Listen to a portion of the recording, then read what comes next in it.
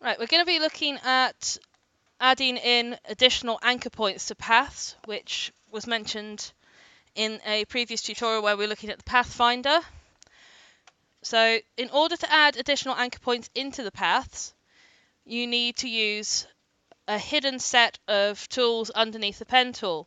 Now you can press and hold with left click, or you can right click on the pen tool to get these up. Don't forget, any tools that have a little white corner have more tools hidden underneath them. Under the pen tool, you've got the main pen tool, and then you've got the add and delete anchor point tools.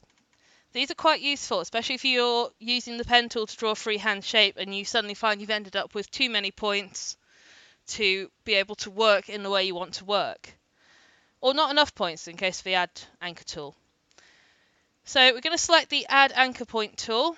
Now that will give us our blue lines going around our shape, where our path is. And all we do is we click where we want to add the anchor point to in our path. It is actually just that simple. Now, you can set it to convert the anchor point to a smooth one, or you can leave it as it is. In this instance, I'm just going to leave it as it is, and I'm going to put a few more anchor point tools in. Once you've added the anchor point tools, it's fairly easy just to then go and manipulate the image. So you'd use your direct selection arrow, which is your white arrow. Select the anchor tool you want to use, and you can just drag the anchor tools or the anchors around where you want them. So you can take a shape and change it from its original form fairly easily just by adding anchor points into that shape.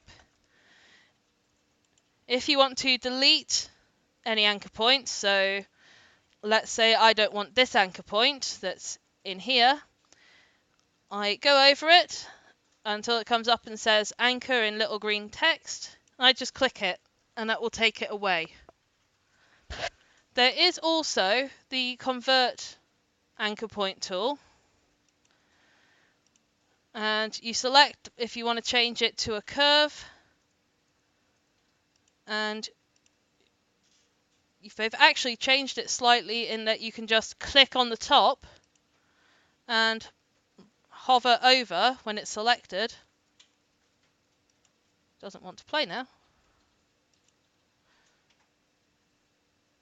So you can do it two ways. You can select your anchor point and then click on that. Sometimes it seems that if you hover over it, it wants to make the change. So have a play. You might need to have a bit of a play around converting the anchor points to a curve, but whatever anchor point you have selected is the one that will be applied to.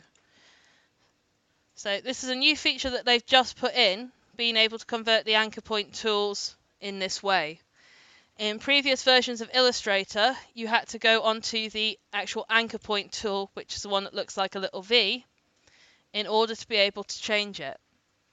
They have changed it in the Creative Cloud version, so all you actually need to do is select your anchor point and then select if you want it to be a curve, and you can then manipulate the curve via the handles to change your curve, or if you want it to be a corner.